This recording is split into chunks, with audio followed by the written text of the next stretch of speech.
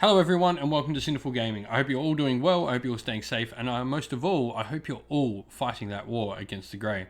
Today we're going to be looking at 10 great Horus Heresy stories. We've got the Black Library Day coming up from Warhammer Fest, and I thought, well, let's get out the last couple of these videos talking about the 10 great Horus Heresy stories I love, and we'll do 40k ones later today as well.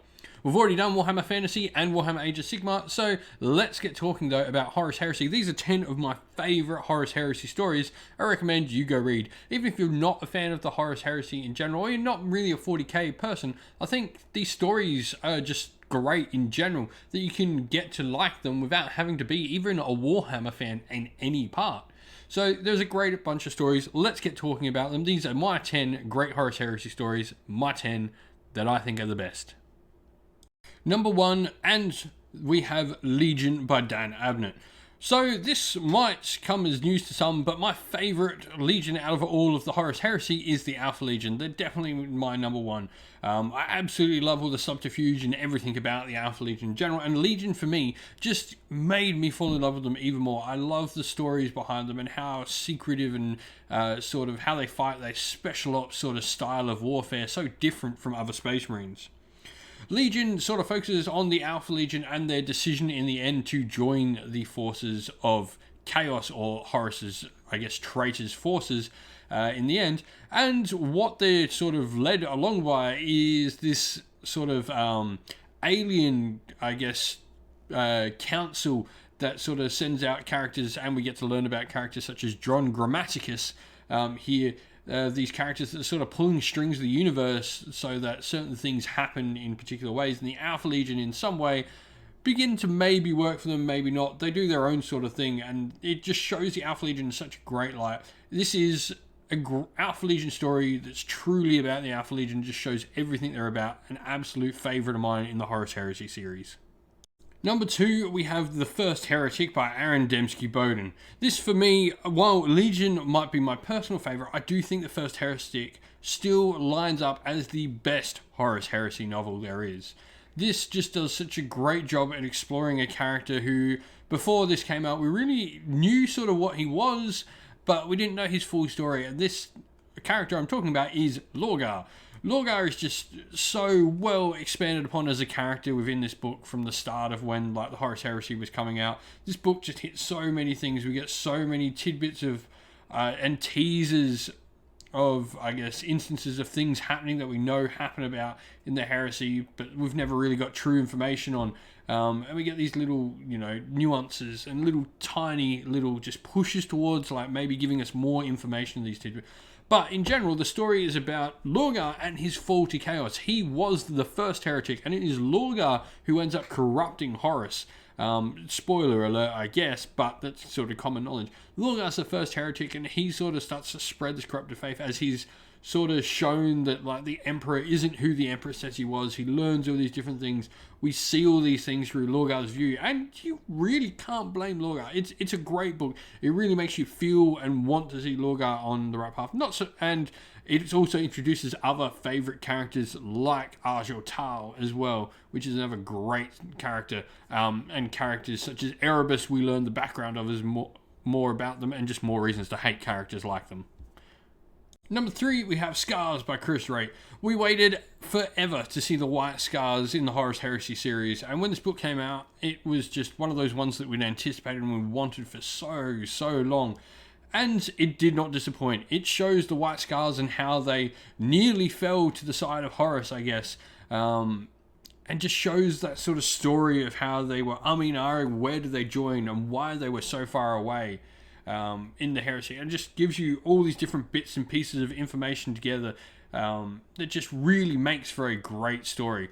For me, this is one of my favourite Horus Heresy stories. Again, it was just so much needed at the time. We'd waited to see exactly what the White Scars were doing in the Horus Heresy and what happened to them and why they were so far away, that this book just told us all that story and did not disappoint in any way. Fantastic book by Wraight. Definitely a great read, and if you're a White Scars fan, you have to read this book and then follow along Khan's story throughout the Horus Heresy. Number 4, Flight of the Eisenstein by James Swallow. This is the story where we're introduced to none other than Garro himself, the legendary Death Guard who then turns out to be one of the knights. This is just a fantastic story. It tells of like Garro and particular parts and like sort of how the forces of good in the Horus Heresy found out about what was actually happening with the heresy, and this is just a great part of that story. How everything happens. It tells you just this story. It goes on a grand adventure of escape and daring, and even some sort of, I guess, bad endings at the end as well for particular characters that are cool throughout the original sort of series of stories. The Flight of the Eisenstein is for me the first really great Horus Heresy story. I love the first like couple of books, but this is for me the first that really hits home as like a true great story. It's just amazing. I absolutely love the book, and well, the characters it introduces are ones that I just like for a long time.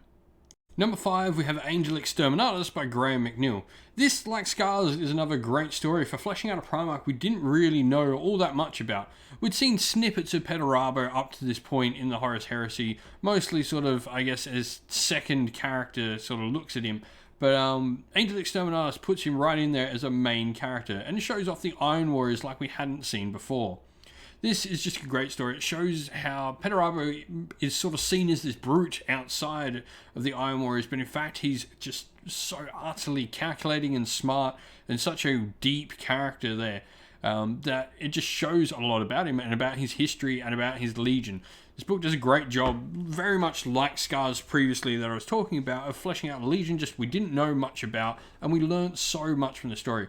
What's great here as well is we start to see characters that are later talked about in Iron Warriors stories in, I guess, modern time 40k, or at least previously modern time 40k now. But this just does a great job fleshing out characters, showing us a legion we hadn't properly explored, and giving us a really cool story as well, and some great moments as well. Number 6, Deliverance Lost by Gav Thorpe. Second only to the Alpha Legion, Raven Guard are one of my favourite Horus Heresy legions and just Space Marine chapters in general. Deliverance Lost tells the story of how Corax escapes from the brutal massacre that is Istvan and sort of goes home and tries to rebuild his legion. It tells the story of how he uncovers and gets the secrets of the Primarchs from his father, and just goes back, and then everything bad that happens after that, with the Alpha Legion sort of messing up everything for the Raven Guard. It sets the scene for the Raven Guard going forward and just gives you an idea of Corax as a character and how he's really, I guess, one of the characters sort of on par with Guilliman in that tactical acumen and the ability to fight war on a very different level. Corax is just a great character within the story. He's got some really cool, I guess, lieutenants and other characters around him that make the story great as well. And once again, it's just another story that sort of just pulls together pieces and gives us a first look at a legion and just sets them up for the rest of the heresy. Number 7, Fear to Tread by James Swallow. This is another book, yet again, that sort of is one of the first looks we get at a legion proper. This time, the Blood Angels. Fear to Tread follows the story of Sanguinius and his start of the wars in the Horus Heresy.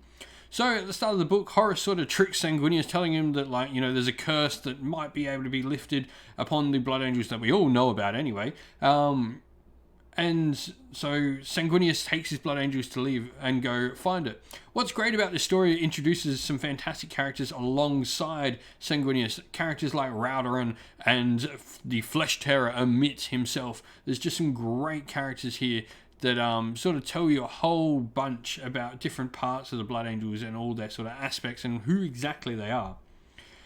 Fear to Tread just sort of takes off, and then obviously we get to the point where the Blood Angels find out about the betrayal of Horus. And Sanguinius was obviously sent because he's one of the ones that Horus fears. This sort of just shows that in a light of how Horus sort of can never sort of trust his closest brother, because he knows that he'll never turn from the Emperor's light. And so we have all these plots and machinations put together to sort of show and just this betrayal and this sort of trying to push him to the side because he doesn't want to actually have to fight one he may actually lose to. Fear to Tread's a fantastic novel and just a great look at the Blood Angels in general. Number 8, Betrayer by Dembski-Bowden. This for me is a great story and a great continuation on from things like First Heretic.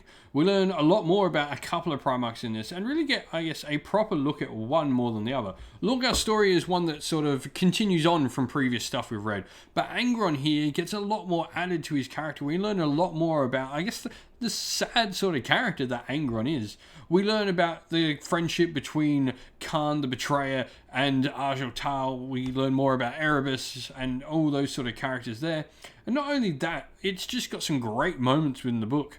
There's some stuff going around with Titans. We get introduced to a great little fleet master of the Wordbearers who has a ton of memes out there about her. She has become a fan favourite character. And there's just a whole host of different things like to love about this book. But, I mean, the one thing I take away from this book more than anything is fire the Ursurus claws. Number 9, Descent of Angels by Mitchel Scanlon. So this for me is a great little Horus Heresy story, and the fact it focuses mainly on telling the story before the Emperor comes and claims Lionel Johnson.